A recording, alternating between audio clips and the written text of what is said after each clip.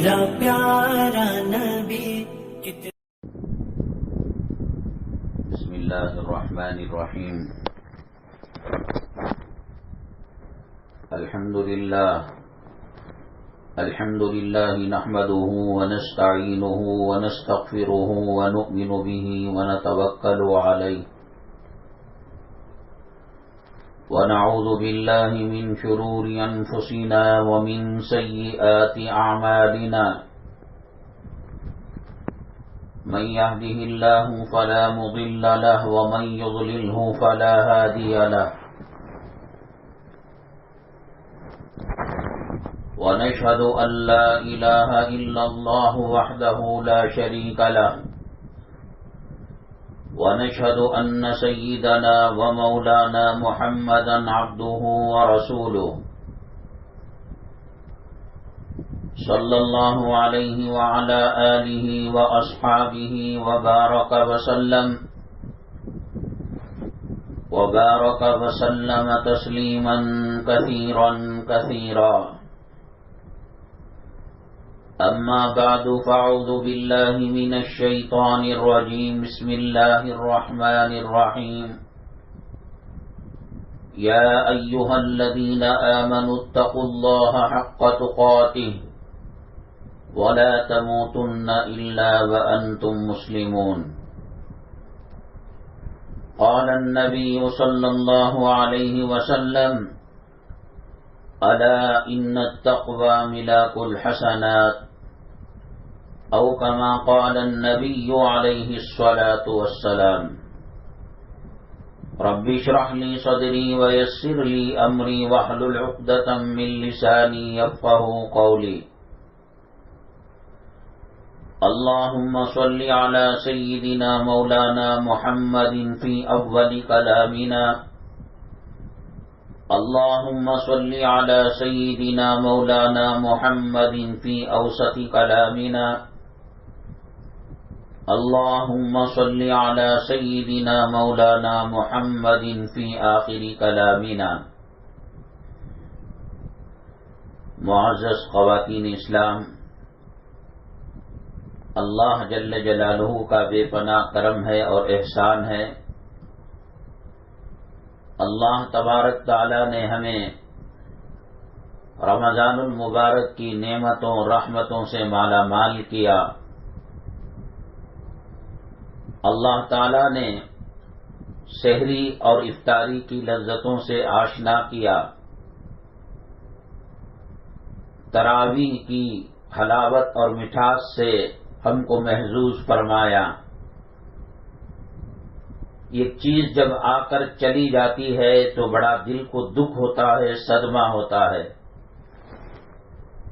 حضرات صحابہ کرام رضوان اللہ علیہم اجمعین آج لوگ عید کا چاند دیکھ کر ایک دوسرے کو مبارکبادی دیتے ہیں، عید مبارک کہتے ہیں، اور عید کے لیے رمضان المبارک کے شروع دنوں ہی میں ٹیلر کے پاس کپڑا سلنے کے لیے دے دیتے ہیں، اور رجب اور شعبان کے مہینے میں کپڑا خرید لیتے ہیں کہ کہیں رمضان المبارک کے اندر مہنگا نہ ہو جائے، قیمتی نہ ہو جائے، اور ٹیلر کے پاس وقت نہ رہے۔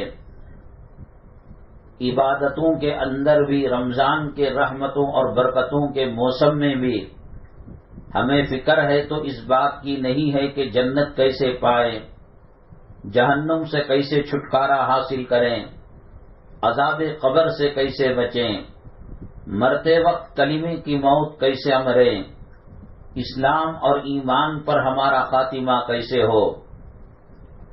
عبادتوں کے اندر بھی ہم دنیا تلاش کرتے ہیں، سحری میں کیا کھانا چاہیے، افطاری میں کیا کھانا چاہیے، عید میں کیا پہننا چاہیے، عاشورے کے دن، شب برات کے دن قیمتی کپڑے پہنے جاتے ہیں، جبکہ شب برات کوئی عید کا دن نہیں ہے، اللہ کے دربار میں رونے، توبہ کرنے اور معافی مانگنے کا دن ہے۔ انسان جب بیمار ہوتا ہے تو اس کو پتہ نہیں لگتا کہ میٹھا کیا ہے، کڑوا کیا ہے، کھٹا کیا ہے، کھارا کیا ہے۔ ایک بخار کے تپتے ہوئے مریض کو آپ عمدہ سے عمدہ چیز کھلائیں، وہ کہتا ہے کہ کڑوا ہے۔ ہم دین کے مریض بن چکے ہیں، نہ ہمیں نماز کی لذت حاصل ہے، نہ روزے کا مزہ حاصل ہے، نہ سحری اور افطاری کی کیفیات ہمیں ملیں، نہ تراویح کا مزہ ہمیں معلوم ہے۔ حضرت حاجی امداد اللہ مہاجر مکی رحمت اللہ علیہ اکثر رو کر دعا کرتے تھے، اللہ مجھے قبر میں نماز پڑھنے کی اجازت دے، مجھے جنت میں نماز پڑھنے کی اجازت دے۔ علماء نے پوچھا، مریدوں نے پوچھا، دنیا انسان کے عمل کی جگہ ہے، موت آنے کے بعد عمل کا سلسلہ ختم ہو جاتا ہے، اس کے بعد اس کے عمل کی کوئی ویلیو نہیں رہتی۔ ایگزام ہال کے اندر امتحان لکھنے کی جگہ 2 سے 4 تک کا وقت تھا۔ 4 بجے کے بعد اگر کوئی اسٹوڈنٹ کہے میں پرچہ حل کر دوں گا، میں سوالات کے جوابات دے دوں گا، تو دنیا کی کوئی یونیورسٹی، کالج اور اسکول اسے اجازت نہیں دیتی۔ یہی کہتی ہے کہ ٹائم ہو گیا۔ انسان کا بالغ ہونے کے بعد سے، بڑے ہونے کے بعد سے لے کر سکرات کے طاری ہونے تک اللہ تعالیٰ نے عمل کا موقع دیا ہے۔ ہمارے بزرگان دین میں سے بہت سارے ایسے گزرے ہیں کہ وہ کھانا پکا کر نہیں کھاتے تھے، پرتکلف کھانے نہیں کھاتے تھے، کباب چبانا، گوشت چبانا، کھانے میں وقت لگانا، ایک مٹھی ستو کھا لیتے تھے اور کہتے کہ بقیہ وقت کے اندر ہم اللہ کا ذکر کر سکیں، آقا دو عالم صلی اللہ علیہ وسلم پر درود پڑھ سکیں، آخرت کی تیاری کر سکیں۔ حالانکہ کھانا انسانی ضرورت ہے، شریعت انسان کو کھانے سے منع نہیں کرتی، شریعت انسان کو کپڑا پہننے سے منع نہیں کرتی، لیکن اس کے باوجود وہ زندگی کے لمحات کے اندر بھی آخرت کو تلاش کیا کرتے تھے۔ غالباً آپ نے اس سے پہلے بھی ایک واقعہ سنا ہوگا، ایک صحابی بہت زیادہ عبادت کرنے والے، ان کا نکاح ہو گیا اور ان کی شادی ہو گئی۔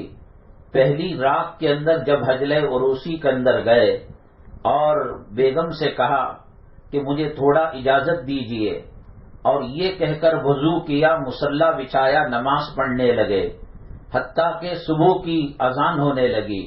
اب بیگم کیا کرتی، وہ نئی نویلی دلہن تھی، ان کے پیچھے وہ بھی نماز کے لیے کھڑی ہو گئی۔ آقائے دو عالم جناب محمد الرسول اللہ صلی اللہ علیہ وسلم کے پاس وہ خاتون تشریف لے گئی۔ اللہ کے نبی صلی اللہ علیہ وسلم موجود تھے، ہر مسئلے کا حل نکلا کرتا تھا، اور کہا میرے آقا، میرے مولا صلی اللہ علیہ وسلم، ہمارے خامن تو بہت بڑے عبادت گزار ہیں، اللہ والے ہیں۔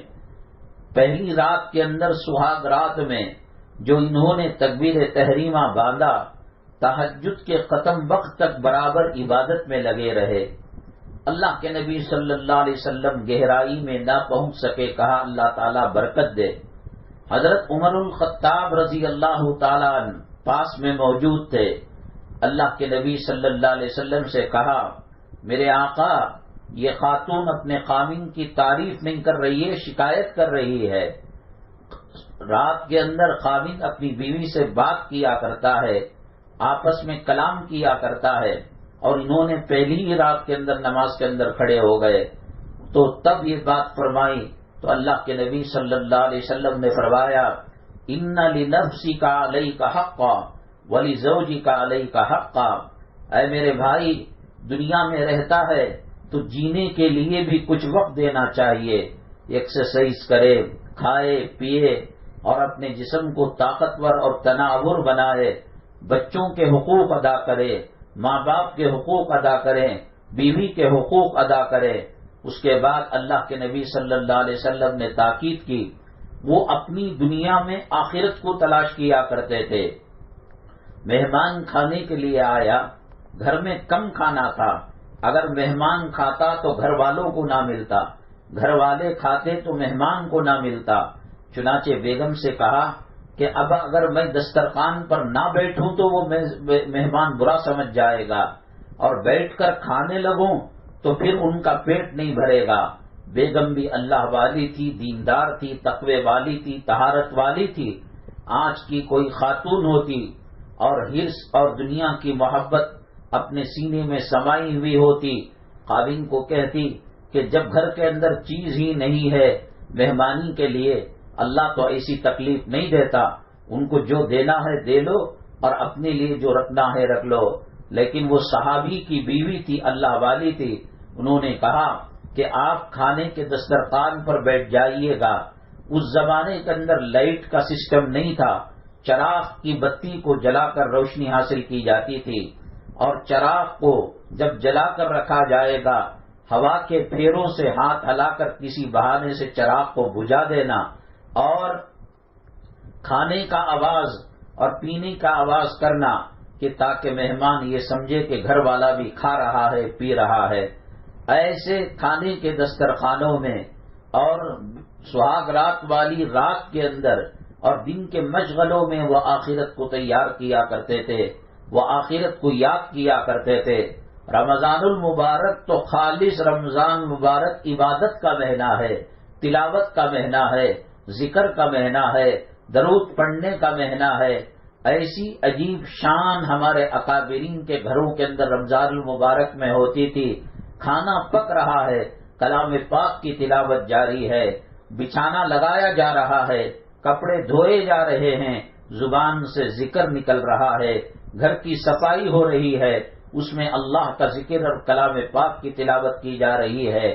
شیخ الحدیث حضرت مولانا زکریا صاحب نبر اللہ مرقدہ جنہوں نے فضائل اعمال کو لکھا ہے، فرماتے ہیں یہ بڑھاپا بھی عجیب چیز ہے کہ انسان کو سکون سے رہنے نہیں دیتا، اور بڑے افسوس کے ساتھ، صدمے کے ساتھ آنکھوں سے آنسو کے قطرے نکال کر حضرت نے فرمایا کیا وہ دور جوانی کا تھا، طاقت کا تھا، وہ کیا ولولہ انگیز جوانی تھی کہ ایک دن میں ایک کلام پاک کو ختم کیا کرتے تھے، اور پھر اس کے بعد ترتیب بتائی، تہجد میں اتنے، اشراق میں اتنے، ظہر میں اتنے، افطاری میں اتنے، سحری میں اتنے۔ تو یہ گھر کے اندر ایک کمپٹیشن اور مقابلہ لگا رہتا تھا کہ میں نے اتنے کلام پاک ختم کیے اور آپ نے اتنے کلام پاک ختم کیے۔ آج وہ ماحول نہیں رہا۔ کہیں پتہ چلتا ہے کہ کوئی سیٹ، کوئی غیر قوم راشن بانٹ رہا ہے اور فروٹ دے رہا ہے یا دودھ کی پیکٹ دے رہا ہے، اس کا تو پتہ لگتا ہے۔ اللہ نے جنت کو جو روزے داروں کے لیے سجا رکھا ہے، اللہ نے روزے داروں کی آسانی کے لیے جہنم کے دروازوں کو بند کر رکھا ہے، اللہ تعالیٰ نے روزے داروں کی آسانی اور تقوی کی بڑھوتری کے لیے شیطان کو قید کر رکھا ہے۔ اللہ تبارک تعالیٰ روزے دار کے مقام کو بلند و بالا کرنے کے لیے، اس کی دعاؤں پر آمین کہنے کے لیے 70,000 فرشتوں کو لگا رکھا ہے۔ یہ تمام چیزوں کی ہمارے پاس کوئی قدر نہیں ہے اور اس کی کوئی ویلیو نہیں ہے۔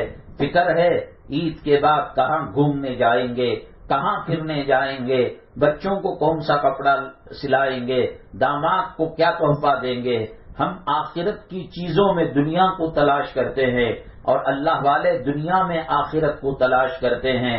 میری مائیں اور بہنیں، اللہ تبارک تعالیٰ نے کلام پاک کے اندر فرمایا کہ کتب علیکم الصیام کما کتب علی الذین من قبلکم لعلکم تتقون، تم پر روزے کو فرض کیا گیا جیسا کہ پچھلے لوگوں پر روزے کو فرض کیا گیا تھا۔ کیوں فرض کیا گیا؟ کیا اس لیے کہ عید کے دن ناچ گانا ہو، عید کے دن موسیقی ہو، عید کے دن تماشا بنے، عید کے دن بے پردگی ہو؟ سالی جو ہوتی ہے اور بہنوئی کا رشتہ غیر محرم کا رشتہ ہے، جن سے نکاح ہو سکتا ہے، شریعت ان کے ساتھ پردہ کرنے کا حکم دیا ہے۔ خالہ سے نکاح نہیں ہو سکتا تو خالہ سے پردہ نہیں ہے، اور نانی سے پردہ نہیں ہے، دادی سے پردہ نہیں ہے، سگی بہن سے پردہ نہیں ہے، ماں سے پردہ نہیں ہے۔ بیوی کے مرنے کے بعد خاوند کو اختیار ہے کہ اگر وہ سالی سے نکاح کرنا چاہے تو وہ کر سکتا ہے۔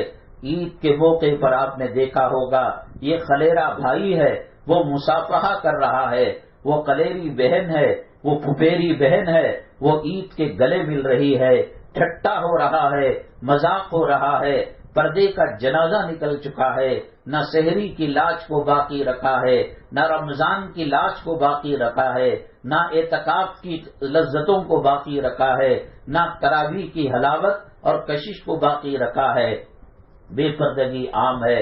اور پچھلے جو ہفتے کو اشتباہ ہوا، بہت قلیل تعداد خواتین کی آئی تھی، تحقیق کرنے پر معلوم ہوا ہاں اگر کوئی نانی سے ملاقات کے لیے گئے، سسرال سے ملاقات کے لیے گئے تو الگ بات ہے۔ ہم نے دیکھا کہ چھوٹی موٹی ٹوٹی پھوٹی کاریں بھی کرائے پر لگ رہی تھی، کوئی اوٹی جا رہا تھا، کوئی میسور جا رہا تھا، کوئی کشمیر جا رہا تھا، کوئی فلاں جگہ جا رہا تھا۔ لگتا ہے کہ اللہ تبارک تعالی رمضان المبارک میں شیطانوں کے ساتھ ان مسلمانوں کو بھی بند کر دیا اور ان کو بھوکا رکھا، ان کو پیاسا رکھا، اور جیسے ہی عید الفطر کا چاند نظر آیا، جو چھوٹی موٹی داڑھی مردوں کے چہروں پر نظر آ رہی تھی، جو سنت کا نور نظر آ رہا تھا، اس کو نکال کر پیشاب کی نالی کے اندر ڈال دیا۔ گھروں کے اندر سروں پر جو دوپٹے تھے، کلام پاک کا جو ورد ہو رہا تھا، جو ذکر ہو رہا تھا، وہ شیطان کے آنے کے ساتھ ہی یہ تمام چیزیں ختم ہو گئیں۔ مسجدوں کی بہاریں آباد ہو چکی تھیں، مسجدوں کی رونقیں بڑھ چکی تھیں، فجر کی نماز کے اندر جگہ ملنا مشکل تھا۔ رمضان المبارک کے بعد شیطان جیسے ہی کھلا، ان کے شاگرد، ان کے چیلے اور شیطان کی عبادت کرنے والے لوگ اللہ کے گھر کو ویران کر دیا، اللہ کے گھر کو خالی کر دیا۔ حدیث پاک میں آتا ہے یہ اللہ کی خالی مسجد، یہ مصلی، یہ سجدے کی جگہیں ان لوگوں کو بد دعا کرتے ہیں، اے اللہ ان کو وقت ہے پھر بھی سجدہ نہیں کرتے اور مسجد کو آباد نہیں کرتے۔ جو مسجدوں کی بد دعا لے گا اللہ اسے کبھی خوش نہیں رکھ سکتا۔ کتنی دولت آ جائے، کتنا روپیہ آ جائے، کتنا پیسہ آ جائے، کتنی پراپرٹی خرید لے، کتنا بیوی اور گھر والی عورتوں کے لیے سونا چاندی خرید لے، اللہ اس گھر سے سکون کو چھین لیتا ہے۔ جس نے مسجد کو ویران کیا، مسجد کے سہاگ کو لوٹا اور مسجد کو قبرستان کا نمونہ بنایا، اس کے گھر میں خوشیاں نہیں آ سکتی، خوشحالی اور سکون نہیں آ سکتا۔ رمضان المبارک جنت کا ٹکٹ حاصل کرنے کا مہینہ تھا، رمضان المبارک جہنم سے خلاصی کا پروانہ لینے کا مہینہ تھا۔ رمضان کے اندر اگر کھانے پینے کو مشغلہ بنا لیا، جس طریقے سے شادیوں میں ہر آئے دن کوئی نئی نئی چیز پیدا ہوتی ہے، پہلے ایک کھانا ایک میٹھا ہوتا تھا، پھر کسی نے اس کے اندر بریڈ رکھ دیا، پھر کسی نے اس کے اندر نان رکھ دیا، پھر کسی نے اس کے اندر میٹھوں کی تعداد بڑھا دی، پھر کسی نے اس کے اندر چکن کو شامل کر لیا، پھر کسی نے اس کے اندر مٹن کباب کو شامل کر لیا، اور پیلس گراؤنڈ کے اندر جو شادیاں ہوتی ہیں جوڑوں جوڑوں کی فوٹو البم بنا کر دیتے ہیں، اور کی چین کے اندر میاں بیوی چھکرا چھکری کی فوٹو ڈال کر دیتے ہیں، اور مہندیاں فری لگائی جاتی ہے، بچوں کے لیے آئس کریم، پاپ کارن ہر چیز رکھے جاتے ہیں۔ ہر آنے والا حرام کی کمائی والا ایک نئی چیز نکاح کے موقع میں داخل کر رہا ہے، شادی کے موقع میں داخل کر رہا ہے۔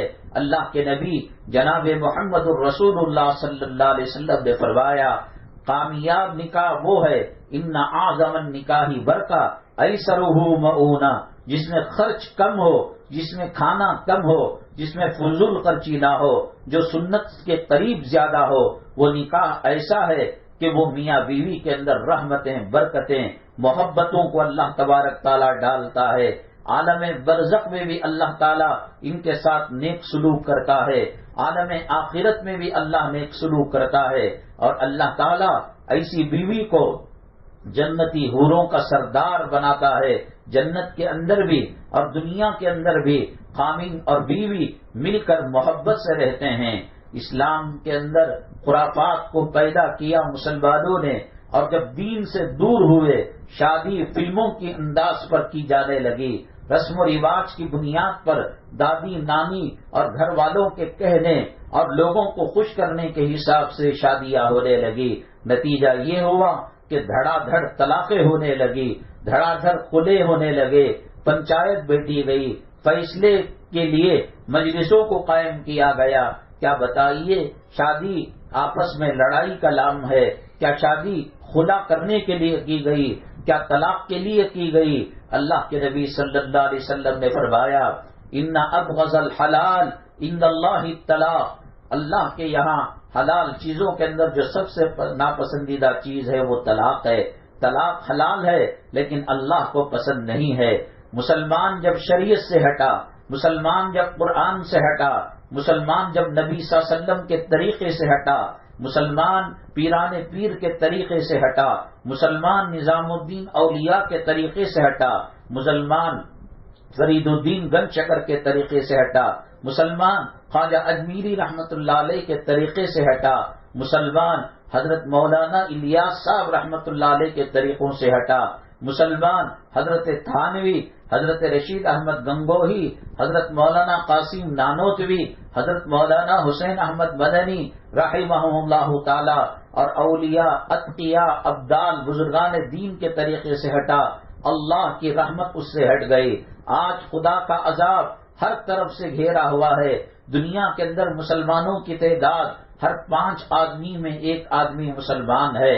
مسلمانوں کے پاس جتنی حکومتیں ہیں، جتنی سلطنتیں ہیں، جتنا زمین کا پیٹرول ہے، زمین کا خزانہ ہے، زمین میں سونے چاندی کی دھاتیں ہیں اور زمین کی معدنیات ہیں، اللہ کی رحمتیں برکتیں نعمتیں ہیں، جتنا مسلمان قوم کو ہیں دنیا میں کسی قوم کو یہ نصیب نہیں ہے. اس کے باوجود آج دنیا کے اندر جتنا مسلمان پٹ رہا ہے، مار کھا رہا ہے، ظلم اور تشدد کی چکی کے اندر پس رہا ہے، جیلوں کے اندر جا رہا ہے، مکانوں دکانوں کو آگ کے حوالے کیا جا رہا ہے، خواتین کی عزت و آبرو کو لوٹا جا رہا ہے اور قتل عام کیا جا رہا ہے. دنیا میں انسان تو انسان، جنگل کے درندوں کے ساتھ بھی یہ معاملہ نہیں کیا جا رہا ہے. میری ماں رمضان کے روزے رکھ کر اللہ نے کہا تھا کہ جنت کی سرٹیفکیٹ مل جائے گی، جہنم سے خلاصی کا پروانہ مل جائے گا، گھر میں شرم و حیا کی چادر آ جائے گی، گھر سے ڈی جے اٹھ جائے گا، شادیوں میں سنت کے طریقے آ جائیں گے، کھانے پینے میں سنت کے حساب سے کھایا جائے گا، پردہ آ جائے گا، کلام پاک کی تلاوت کی جائے گی، ذکر کیا جائے گا، مرد حضرات تکبیر اولا کے ساتھ نماز باجماعت ادا کریں گے، گھر کے اندر دین اور تقوی کا ماحول آ جائے گا. میری مائیں، آپ نے ہزاروں مرتبہ سنا ہوگا اللہ کے نبی جناب محمد الرسول اللہ صلی اللہ علیہ وسلم جب ممبر کے اوپر قدم رکھا تو 3 سیڑھیوں پر 3 آمین کہا. اب اس میں سے ایک آمین اس لیے تھا کہ جو مسلمان مرد و عورت رمضان المبارک کا مہینہ پائے، حضرت جبریل علیہ السلام نے کہا، اور اپنی مغفرت کا پروانہ اللہ سے حاصل نہ کرے، وہ جہنم سے خلاصی کا پروانہ حاصل نہ کرے، وہ عذاب قبر سے خلاصی کا پروانہ حاصل نہ کرے، وہ گھر کے ماحول کو جنتی ماحول نہ بنائے. حضرت جبرائیل علیہ السلام نے کہا وہ تباہ ہو جائے، وہ برباد ہو جائے. اللہ کے نبی صلی اللہ علیہ وسلم نے فرمایا آمین. جبرائیل بد دعا دیں، آقا آمین کہیں. تو جس نے رمضان المبارک کے بعد الٹیاں کرنے کے لیے، جیسا غلط قسم کا کھانا اور انفٹ تیل آئل جب پیٹ میں جاتا ہے تو الٹیاں ہو جاتی ہیں، فوڈ انفیکشن ہو جاتا ہے، دست اور قے اور پاخانے شروع ہو جاتے ہیں، لگتا ہے رمضان المبارک کی نعمتیں راس نہیں آئی، تراویح راس نہیں آئی. جیسے ہی چاند نظر آیا، گھومنے پھرنے کے لیے، بے پردگی کے لیے، عیاشی کے لیے، وہ دل جس کو باندھا گیا تھا تقوی کی ڈوری سے، اس کو توڑ کر ننگا ناچ ناچنے کے لیے مسلمان جو ہے پارکوں کو آباد کرنے لگا. فلم کے اندر جو مسلمان نام کے جو ہیرو ہیں انہوں نے کہا کہ کئی 100 کروڑ کا بیپار عید کے بعد سے 1 مہینے 1.5 مہینے کے اندر ہو جاتا ہے، جو سال بھر نہیں ہوتا. ہم نے خود دیکھا کہ سنیما گھروں کے باہر داڑھی والوں کی قطاریں لگی ہوئی ہیں اور برقعے والوں کی قطاریں لگی ہوئی ہیں. اگر رمضان ہمارا سنت کے مطابق ہوتا، اللہ کو راضی کرنے کے لیے ہوتا، جبرائیل علیہ السلام کی بد دعا پر نبی نے آمین کہا اور وہ گلے کے اندر بد دعا کا توق نہ ہوتا، تو پھر رمضان کے بعد تقوی کے جلوے نظر آتے، رمضان کے بعد جو روزے چھوٹ گئے اس کے قضا کرنے کی فکریں نظر آتی، اور شوال کے 6 روزے جو ہیں اس کو رکھنے کی فکریں نظر آتی۔ قرآن تو کہتا ہے کہ تم جو ہے روزہ رکھو گے اور رمضان کا احترام کرو گے تو تمہارے اندر تقوی پیدا ہوگا۔ کیا تقوی یہی ہے کہ سنیما گھروں کو آباد کیا جائے؟ کیا تقوی یہی ہے کہ بے پردہ ہو کر کزن کے نام پر، سالی کے نام پر، پھوپھیری بہن کے نام پر، خلیری بہن کے نام پر، حتیٰ کہ بعض نوجوان گلے ملتے ہیں اور بوسہ دیتے ہیں ہاتھوں کو عید مبارک کا؟ یہ تو جہنم مبارک کا بوسہ ہے۔ شریعت کے اندر تو یہ ہے کہ بچی غسل کرنے کے لیے گئی، بہو غسل کرنے کے لیے گئی، صابن پر بال سرکا لگ گیا تو بعد میں دیور غسل کرنے کے لیے گیا تو وہ بال اس کے لیے پردہ تھا۔ اس عورت کو چاہیے تھا کہ جب غسل خانے سے نکلے تو اپنے سر کے بال اور خاص کپڑوں کو چھپا کر آئے اور دوسروں کو نظر نہ آنے دے۔ عورت نے وضو کیا، عورت نے غسل کیا اور بالٹی کے اندر پانی باقی رہ گیا تھا وضو کے لیے، غسل کے لیے، وہ دیور جس کو اللہ کے نبی صلی اللہ علیہ وسلم نے فرمایا الحم الموت، جو دیور ہوتا ہے اس سے زیادہ پردہ کرنے کی ضرورت ہوتی ہے، وہ موت کا پیغام ہوتا ہے۔ جس شریعت کے اندر مری ہوئی عورت کے سر کے بالوں کا پردہ کیا جاتا ہے، یہاں تو یہ کیا جاتا ہے کہ ساری زندگی بیچاری تہجد پڑھ کر، نمازیں پڑھ کر، نفلی روزے رکھ کر تقوی کی زندگی گزارتی ہے، اور انتقال کے بعد پنڈال ڈال کر کھلی ہوئی شوکیس کی کوئی پیس بنا کر رکھ دیا جاتا ہے۔ ہر آنے جانے والا اس کے چہرے کو دیکھتا ہے، جس نے زندگی بھر اپنے چہرے کے سائے کو کسی کو نہیں دکھایا، مرنے کے بعد کھلے عام چھوڑ دیا جاتا ہے۔ یہ شریعت نہ جاننے کی وجہ سے ہوتا ہے۔ تقوی ہوتا تو پردہ آتا، تقوی ہوتا تو نماز کا اہتمام ہوتا، تقوی ہوتا تو شوال کے 6 روزے رکھے جاتے، تقوی ہوتا رمضان میں چھوٹے ہوئے روزے رکھے جاتے، تقوی ہوتا رمضان کے اندر جو صدقہ خیرات کیا اتنا نہ صحیح کچھ تو حصہ اور 11 بہنوں کے لیے رکھا جاتا، تقوی ہوتا تو تہجد کو ہم جو ہے اپنی زندگی کا معمول بنا لیتے۔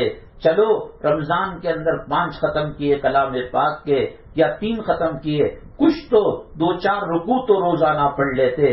جس گھر کو کے اندر نماز نہ پڑھی جاتی ہو، اللہ کے کلام کی تلاوت نہ کی جاتی ہو، وہ گھر شیطان کا اڈا بن جاتا ہے، بیماریوں کا مخزن بن جاتا ہے۔ لاکھ بیماریوں کا علاج کرے، اللہ کی رحمت جب تک متوجہ نہیں ہوتی وہ بیمار شفا یاب نہیں ہوتا۔ ہم نے رمضان کو رلا کر بھیجا، ہم نے رمضان کو دکھ دے کر بھیجا، ہم نے رمضان کو غمگین بھیجا۔ رمضان اللہ کے پاس جا کر شکایت کر رہا ہوگا کہ اے اللہ، میں ان کے گھروں کے اندر آیا تھا، یہ سنیما دیکھ رہے تھے، یہ سوشل میڈیا کے اندر مبتلا تھے، یہ واٹس ایپ دیکھ رہے تھے، یہ فیس بک دیکھ رہے تھے، یہ سیریل دیکھ رہے تھے، ساس بہو کے جھگڑے چل رہے تھے، میاں بیوی کے اختلافات چل رہے تھے۔ ان کے جو بڑے لوگ تھے کہ رمضان المبارک کے اندر اپنے کمر کو کس کر عبادت میں لگ جاتے تھے۔ شیخ الہند حضرت مولانا محمود الحسن رحمت اللہ علیہ دن بھر اعتکاف میں رہتے، رات بھر حفاظ کلام کا قرآن سنتے اور سحری کے اندر آدھا کپ یا پونا کپ عرق پیتے، وہ بھی اس لیے کہ سحری کو کھانا سنت ہے، اس کو چھوڑنا سنت کے خلاف ہے۔ ہمارے بزرگان دین ایسے روزہ رکھا کرتے تھے، ایسے رمضان کی قدر کیا کرتے تھے۔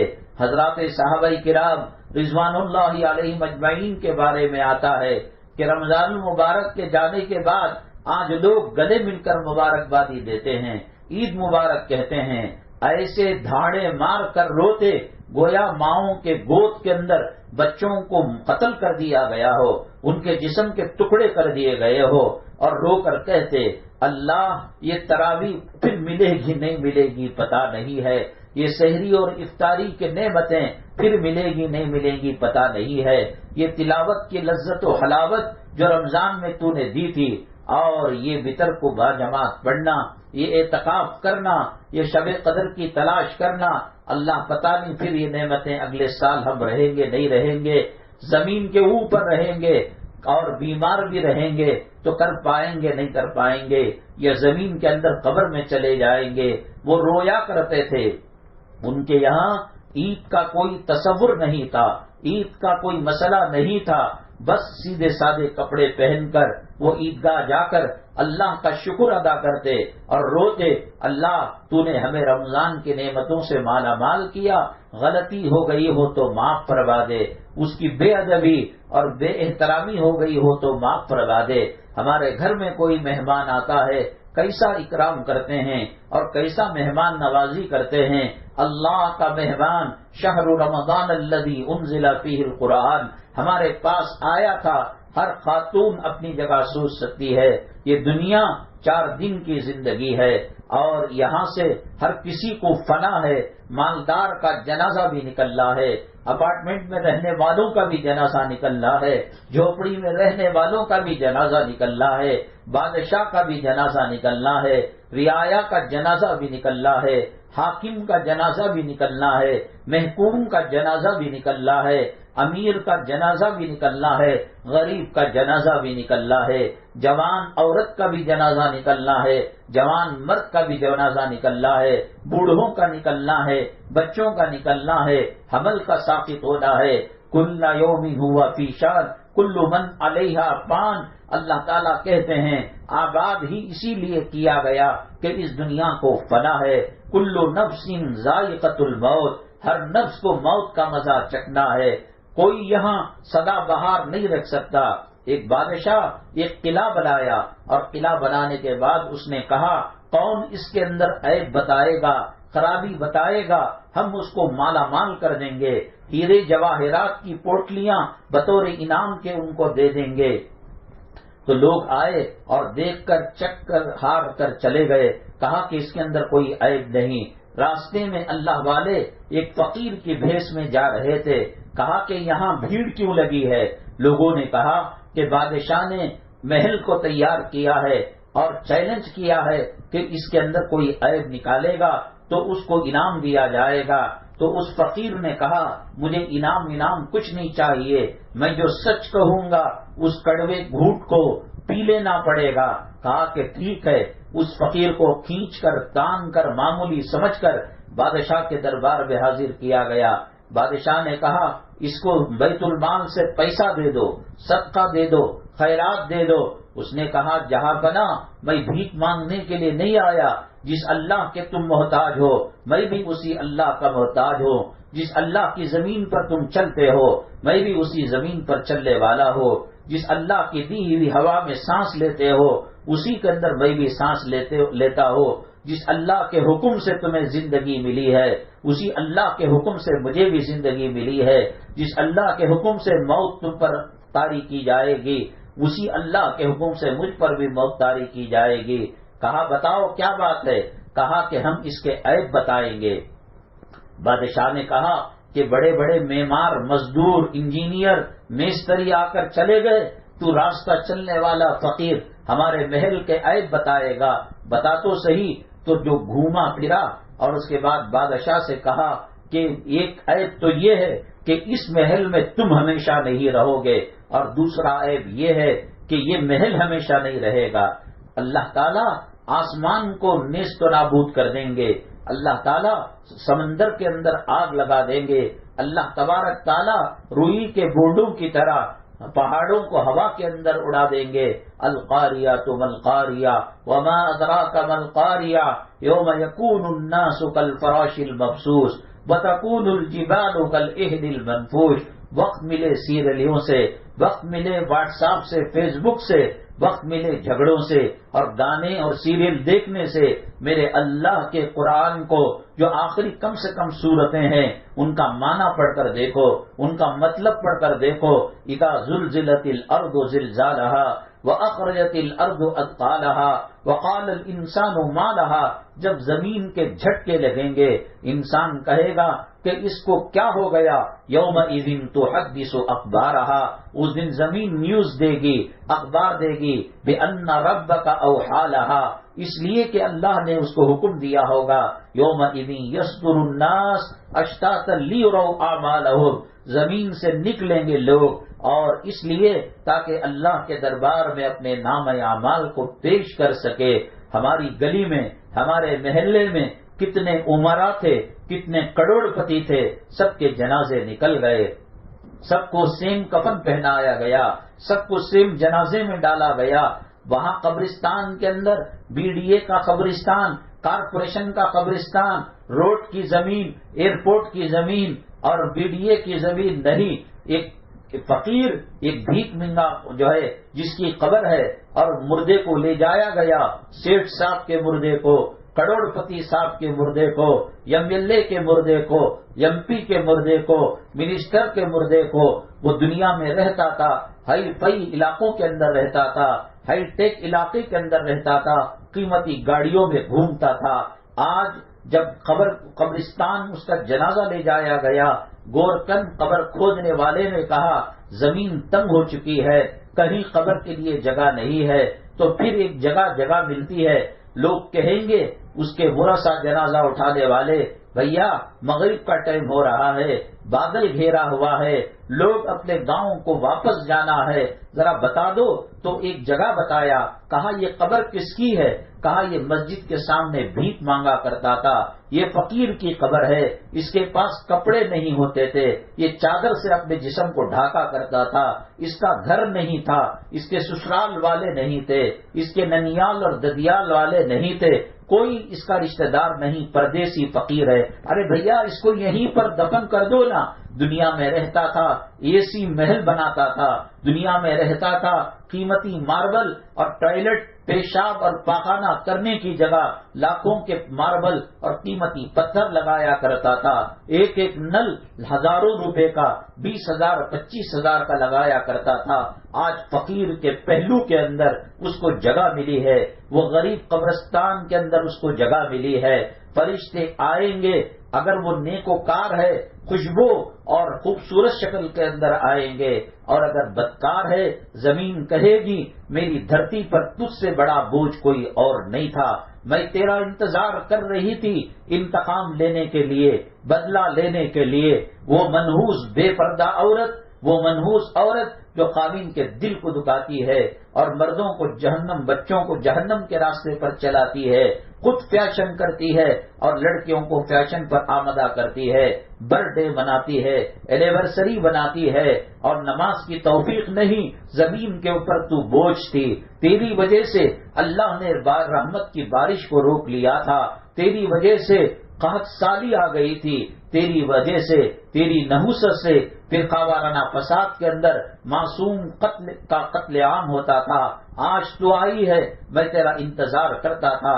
ایسے پسلیوں کو ملائے گی.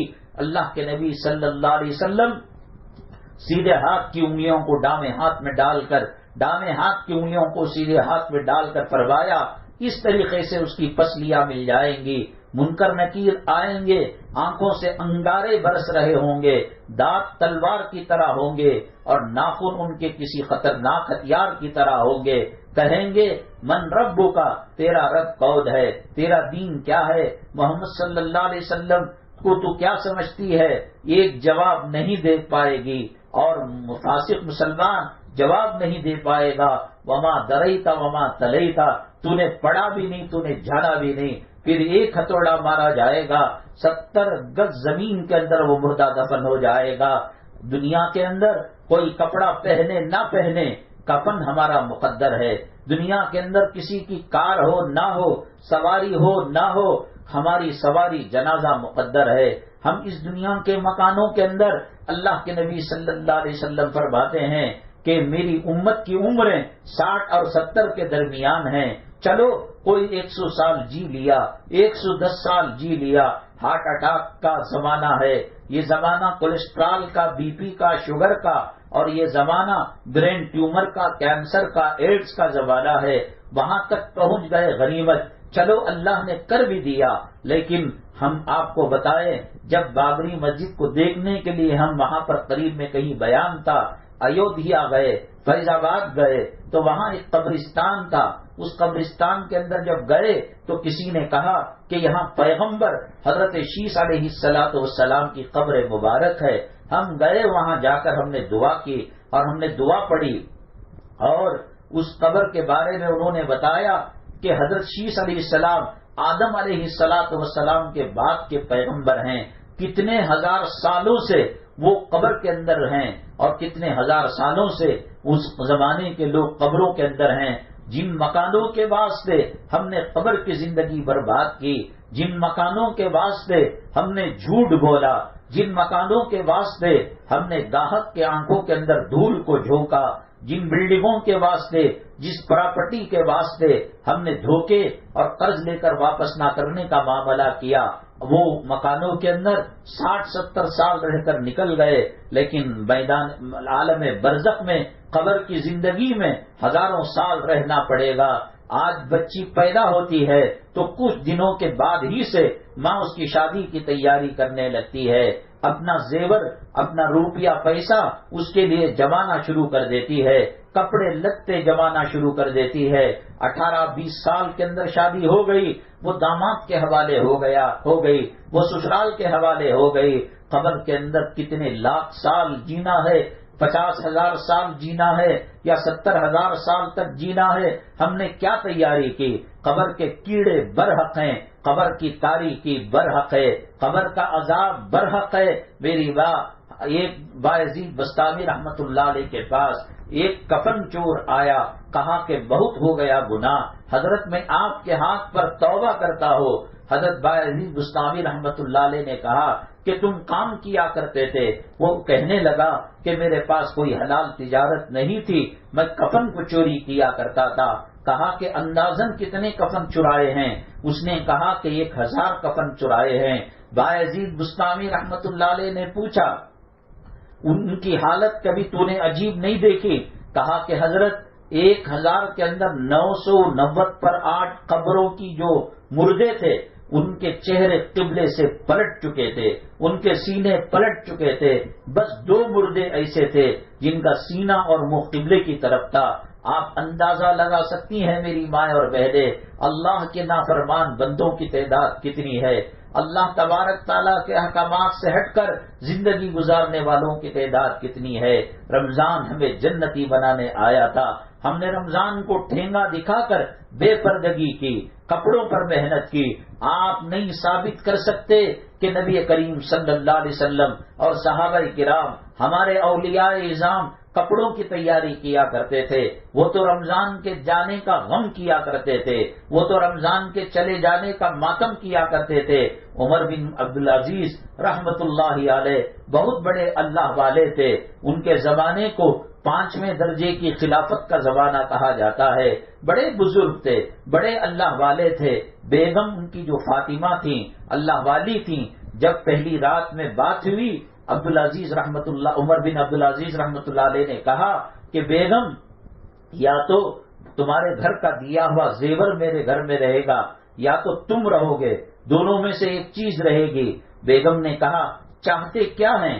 کہا کہ یہ مال، یہ سونا، یہ چاندی، یہ زیورات ہمارے لیے فتنہ ہے، یہ رہیں گے، لڑائی جھگڑے ہوتے رہیں گے، اس کو بیت المال کے اندر ڈال دو۔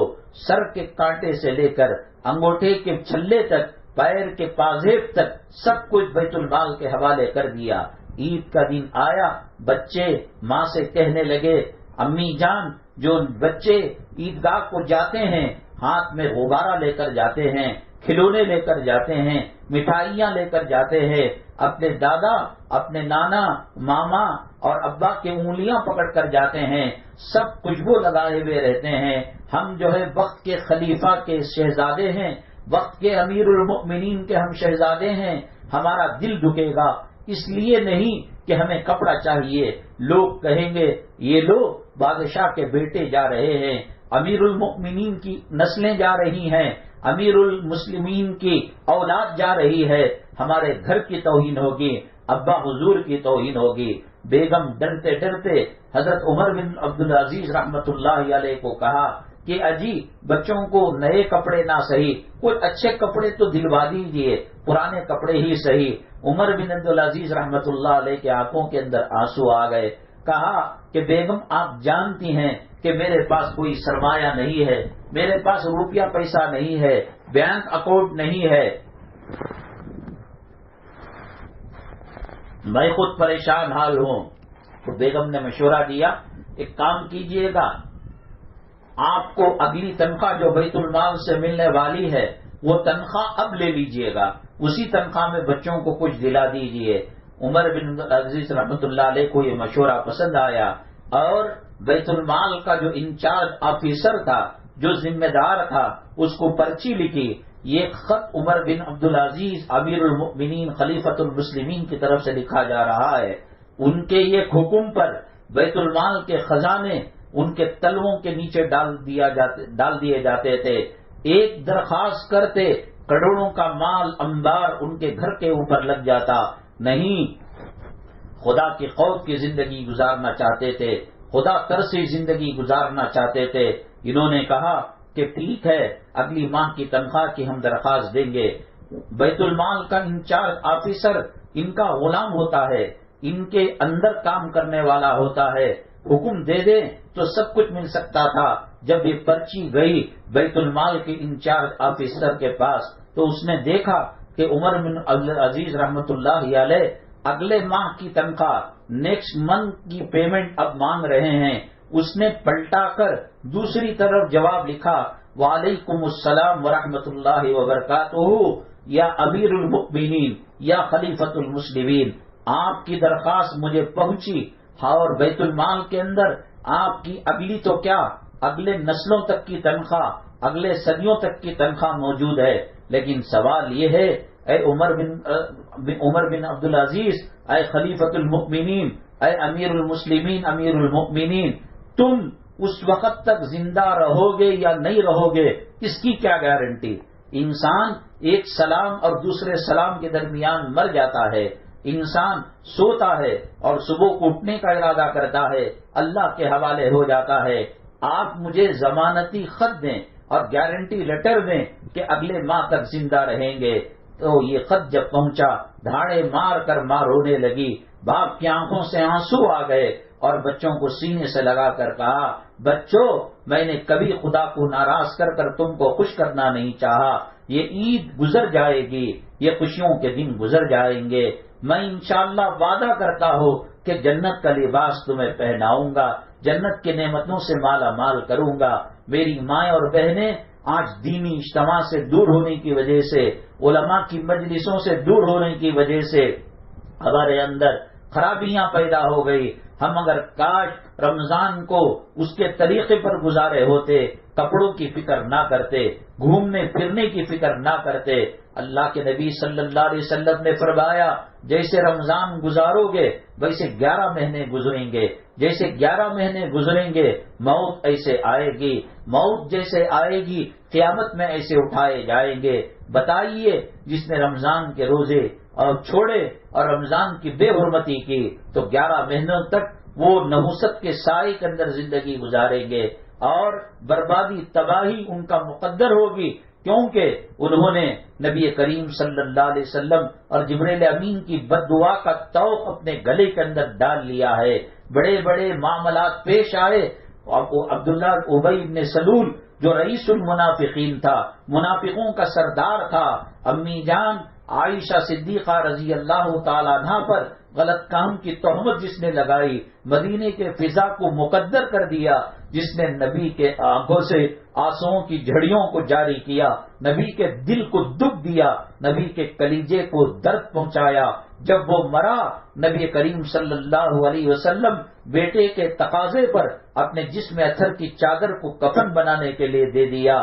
بدترین دشمن جس نے بیوی پر تہمت لگائی، گھر کے سکون کو غارت کیا، اور جب میدان جہاد جایا کرتے تھے، آدھے راستے میں اپنے لوگوں کو الگ کر لیتا اور کہتا قالوا ان بیوتنا عورا، ہمارے گھروں کے اندر بچے ہیں، بیمار ہیں، خواتین ہیں، ان کو دیکھنے والا نہیں ہے، اے محمد صلی اللہ علیہ وسلم اجازت دو، ہم یہیں سے لوٹ جائیں گے۔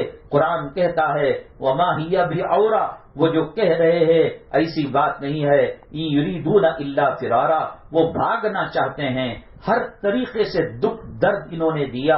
ایسے شخص کو نبی کریم صلی اللہ علیہ وسلم نماز جنازہ پڑھانے کے لیے گئے، عمر الخطاب نے چادر پکڑ کر پیچھے کھینچ لیا اور حضرت جبریل علیہ السلام کلام پاک کی آیت لے کر آئے، ولا تصلی علی احد منهم مات ابدا ولا تقم علی قبره، ان کے قبر پر بھی کھڑے نہیں ہونا، ان کی نماز جنازہ بھی نہیں پڑھنا۔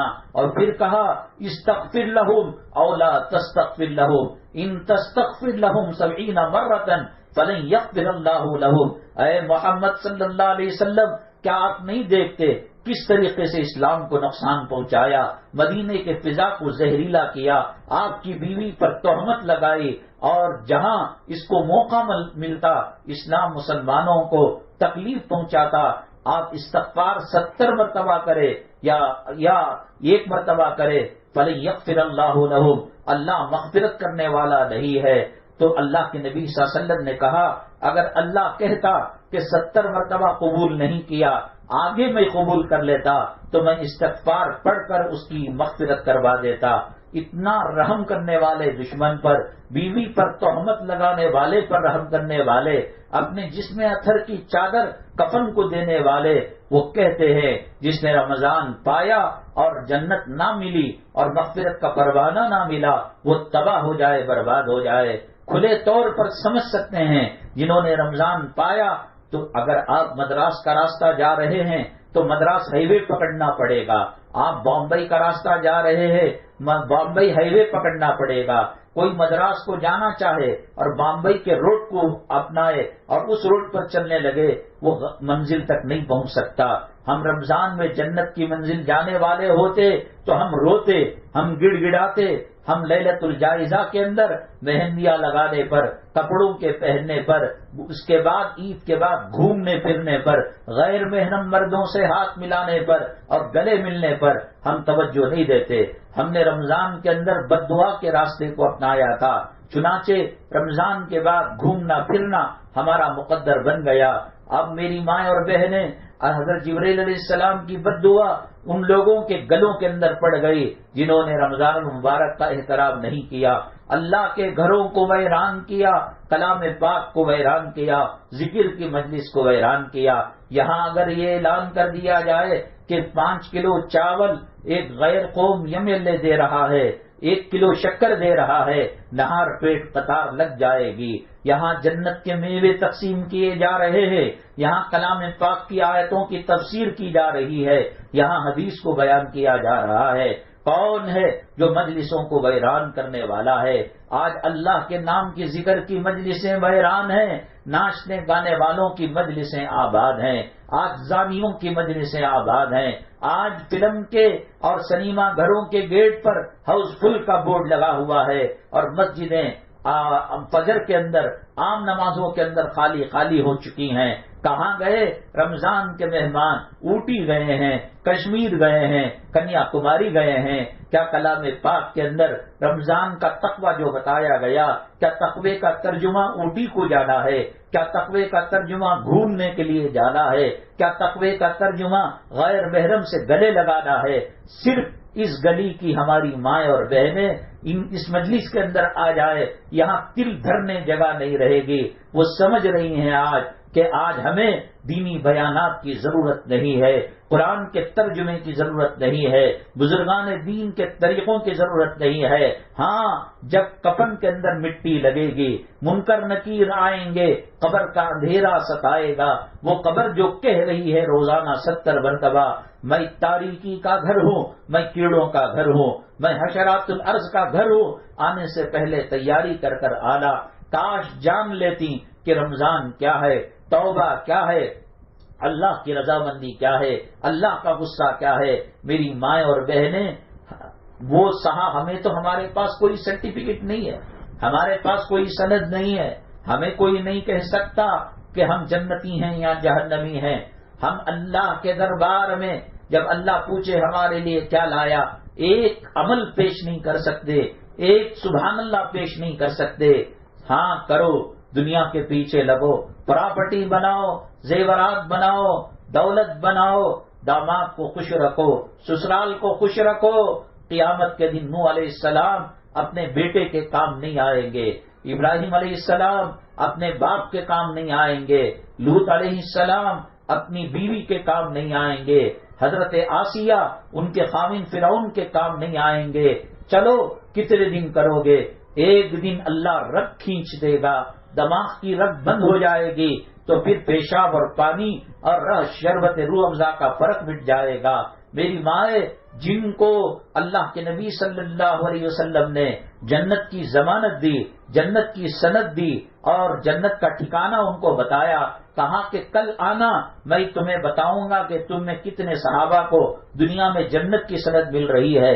دوسرے دن مسجد کے اندر مجلس لگی. اللہ کے نبی صلی اللہ علیہ وسلم نے فرمایا ابو بکر فی الجنہ و عمر فی الجنہ و عثمان فی الجنہ و علی فی الجنہ و طلحہ فی الجنہ و عبیدہ فی الجنہ. 10 نام لیے آپ نے، کہا کہ یہ عشرہ مبشرہ ہیں، ان کو جنت کی سرٹیفکیٹ ابھی دے دی جاتی ہے.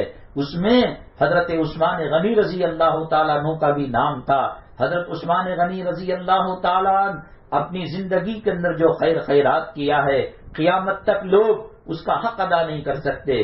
آج بھی بیر عثمان نام کا کنواں مدینہ طیبہ کے اندر ہے. آج بھی حضرت عثمان غنی رضی اللہ تعالیٰ عنہ کا کھجوروں کا باغ مدینہ طیبہ کے اندر ہے. اس کی آمدنی سے غریبوں کو پالا جاتا ہے، بیواؤں کو وظیفے دیے جاتے ہیں. اور ایسی جگہیں جہاں مسجد اور مدرسہ نہیں، ان کے نام سے جو ہے مسجد مدرسہ بنایا جاتا ہے. آج بھی وہاں اس کھجور کے باغ کی بل، کرنٹ کی بل حضرت عثمان غنی رضی اللہ تعالیٰ عنہ کے نام سے آتی ہے. نبی کریم صلی اللہ علیہ وسلم کی 2 بیٹیاں یکے بعد دیگرے آپ کی زوجیت اور آپ کی شادی کے اندر آئی تھیں. اللہ کے نبی صلی اللہ علیہ وسلم نے فرمایا میری 100 بیٹیاں ہوتی میں عثمان پر قربان کر دیتا. عثمان کی حیا سے فرشتے بھی جو ہے شرم کیا کرتے ہیں. اور ایک مرتبہ عثمان غنی رضی اللہ تعالیٰ عنہ سے کہا اے عثمان تم جنت کے اندر جاؤ گے، اچانک نور کی بجلی کڑکے گی اور ساری جنت منور ہو جائے گی، روشن ہو جائے گی. جنت پہلے ہی سے روشنی والی اور منور والی. اس کے باوجود حضرت عثمان رضی اللہ تعالیٰ عنہ کو کہا کہ تمہارے جانے سے بجلی کا کڑکا آ جائے گا اور جنت کی روشنی بڑھ جائے گی. اور 2 مرتبہ، ایک تو عشر مبشرہ اور دوسرا نبی کے داماد، تیسرا صحابی. اور ایک مرتبہ اللہ کے نبی صلی اللہ علیہ وسلم نے کہا مسجد نبوی کے لیے زمین کی ضرورت تھی، جو خرید کر دے گا وہ جنتی ہے. آپ نے خرید کر مسجد کو دے دیا. ایک یہودی کی بوڑی تھی، وہ مدینے کے صحابہ کو، مدینے کے مسلمانوں کو پانی پینے نہیں دیتا تھا. اللہ کے نبی صلی اللہ علیہ وسلم نے کہا کہ جو اس کنویں کو خرید کر مسلمانوں کے لیے، مدینہ والوں کے لیے وقف کرے گا میں اسے جنت کی سند دیتا ہوں. عشر مبشرہ کی سند اور صحابی ہونے کی سند، نبی کے داماد ہونے کی سند، مسجد کو جگہ دینے کی سند، کنواں خرید کر مسلمانوں کے لیے وقف کرنے کی ضرورت. اور تقویٰ کیا ہوتا ہے، طہارت کیا ہوتی ہے.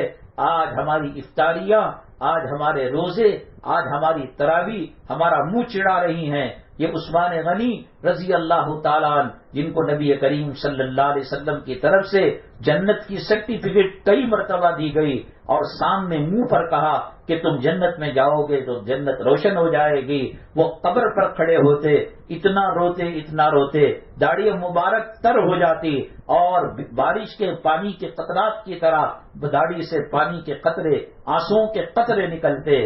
اللہ کے نبی صلی اللہ علیہ وسلم کے صحابہ، ان کے دوستوں نے پوچھا اے عثمان عالم برزخ، قبر کی اور عالم محشر اور پل صراط اور جہنم کے تذکرے سے نہیں روتے لیکن قبر کو دیکھ کر روتے ہو. وہ عثمان جن کی جنت کی سند دنیا میں دی گئی، وہ عثمان جو نبی کریم صلی اللہ علیہ وسلم کے 2 بیٹیوں کے شوہر تھے، وہ عثمان جن کے حیا سے فرشتے حیا کرتے ہیں، وہ عثمان جنہوں نے مسجد نبوی صلی اللہ علیہ وسلم کے لیے جگہ خرید کر دی، وہ عثمان غنی رضی اللہ تعالیٰ جنہوں نے کنواں یہودی سے خرید کر مدینے کے لوگوں کے لیے وقف کیا اور جن کا باغ آج بھی ہے اور جن کے نام کی کرنٹ کی بل آج بھی چل رہی ہے، وہ عثمان غنی جو جنت کے اندر جائیں تو جنت روشن ہو جائے، وہ قبر کو دیکھ کر رو رہا ہے۔ اللہ کے نبی صلی اللہ علیہ وسلم کے صحابہ نے پوچھا عثمان کیوں روتے ہو؟ فرمایا میرے آقا سے میں نے سنا کہ قبر آخرت کی منزلوں میں پہلی منزل ہے، جو یہاں کامیاب ہوتا ہے اگلی منزلوں میں کامیاب ہو جاتا ہے، جو یہاں ناکام ہوتا ہے وہ اگلی منزلوں میں ناکام ہو جاتا ہے۔ عثمان کو ڈر ہے کہ کہیں وہ ناکام نہ ہو جائے۔ جس کو جنت کی سند دے دی گئی، جنت کا پروانہ دے دیا گیا، جہنم سے خلاصی کا ٹکٹ دے دیا گیا، وہ قبر کو دیکھ کر رو رہا ہے۔ آج ہمارے پاس کوئی عمل نہیں ہے، آج ہم نے رمضان کو دکھ دے کر رخصت کیا ہے، عید کے اندر ہم نے ٹھٹا کیا ہے، غیروں کی طرح موج مستی بنائی ہے، کس اطمینان کے ساتھ سویا جا رہا ہے۔ ہاں جب اسرائیل علیہ السلام ملک الموت آئیں گے تب پتہ لگے گا کیسا زندگی گزارنا تھا، کیسی زندگی گزر رہی ہے۔ قبر کے اندر پنجہ جب گڑے گا، ہتھوڑا پڑے گا اور 70 گز مردہ زمین کے اندر دھسے گا تب پتہ لگے گا۔ ہاں یہاں سب کو معلوم ہے ہفتے کے دن اس وقت کے اندر یہاں دین کی باتیں بیان کی جاتی ہیں، یہاں کسی جماعت، یہاں کسی تحریک، یہاں کسی تنظیم کے بارے میں نہیں، آخرت کی باتیں، قرآن کی باتیں، حدیث کی باتیں اور دنیا کو سنوارنے کی باتیں کی جاتی ہے۔ آج دیکھیے گا کہ ہمارے پاس اس کی کتنی قدر و قیمت ہے۔ گزشتہ ہفتے کی جو ہم نے رپورٹ سنی، بڑے دل کو دکھ ہوا، درد ہوا کہ اگر کوئی یہاں چاول تقسیم کرتا، کوئی یہاں پر راشن کٹ دیتا، دودھ کی پیکٹ دیتا، ایک بڑی قطار لگ جاتی۔ نبی کی وراثت کو تقسیم کیا جا رہا ہے، جنت کے باغیچوں کا بیان ہو رہا ہے، جنت کی کیاریوں کا بیان ہو رہا ہے، حوض کوثر کی فضیلت بیان کی جا رہی ہے، قیامت کے جھٹکے کا تذکرہ ہو رہا ہے۔ سب کو جانا ہے اللہ کے پاس، وہاں جا کر جواب دیں گے تب پتہ لگے گا۔ آپ سے گزارش ہے کہ ایک اپنے اڑوس پڑوس جان پہچان کی خواتین کو تشکیل کرے، اس سے دنیا کی محبت دل سے نکلے گی، آخرت کی تیاری کرنے کی توفیق ہوگی۔ اگر کوئی خاتون آپ کے کہنے پر آ جائے اور اس کی زندگی بدل جائے، اسے جتنا اجر ملے گا اس کے اجر کو کم کرے بغیر بتانے والے کو، راستہ بتانے والے کو اللہ اجر دے گا۔ اللہ تبارک تعالی زمانے کے شرور اور فتن سے ہماری حفاظت فرمائے، اللہ تعالی ہمارے ایمان کی، عقیدوں کی حفاظت فرمائے، مساجد، مدارس، مکاتب کی حفاظت فرمائے، شاعر اسلام کی حفاظت فرمائے۔ اللہ ہم تیرے گنہگار بندے ہیں، کچھ کوشش کر رہے ہیں یہاں جڑ کر کہ تیری رضامندی ہمیں مل جائے، تیری جنت کا پروانہ مل جائے۔ اللہ ہم تیرے جہنم سے ڈرتے ہیں، تیرے قبر کے عذاب سے خوف کھاتے ہیں۔ اے اللہ موت کی سختی سے بچانا، کلمے کی موت نصیب فرمانا، بلا حساب و کتاب جنت نصیب فرمانا، ایمان و اسلام پر قائم رکھنا، حرام روزی سے حفاظت فرمانا، حلال روزی نصیب کرنا۔ اے اللہ جو خواتین یہاں آئی ہیں، خدمت کرنے والی ہیں، بڑی قربانیوں کے بعد آئی ہیں، ان کے حسرتوں، ان کے جائز مرادوں کو پورا کرنا، جو بیمار ہیں انہیں صحت و شفا نصیب فرمانا، جو قرض کے بوجھ تلے دبی ہوئی ہے قرض کی ادائیگی کی شکل پیدا کرنا، خاوندوں کے دل میں عظمت و محبت پیدا کرنا، اولاد کے دل میں ماں باپ کی خدمت کا جذبہ پیدا کرنا، آنکھوں اور کلیجے کی ٹھنڈک بنانا۔ اللہ ایسی مجلسوں کو تا حیات قائم و دائم فرمانا اور اس سے دین کا، دنیا کا دونوں فوائد ہمیں نصیب کرنا۔ اللہ تبارک تعالی ہمارے کہنے سننے کو قبول فرمائے، اللہ تعالی ہمارے جڑنے کو قبول فرمائے۔ اللہ جو بیمار ہیں انہیں صحت و شفا نصیب فرمائے، جن گھروں کے اندر امن و سکون ختم ہو چکا ہے اللہ وہاں راحت کا معاملہ فرمائے، جن بچوں کی شادیوں کا مسئلہ پیچیدہ ہے اللہ تبارک تعالی غیر سے وہ مسئلے حل فرمائے، مشکلات کو دور فرمائے۔ الحمدللہ رب العالمین والصلاة والسلام على سید المرسلین وعلى آلہ وصحبہ اجمعین ومن تبعهم بإحسان إلى يوم الدین۔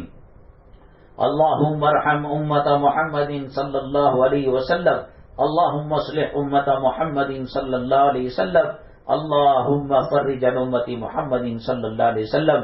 سبحان ربک رب العزت عما یصفون وسلام علی المرسلین والحمد للہ رب العالمین۔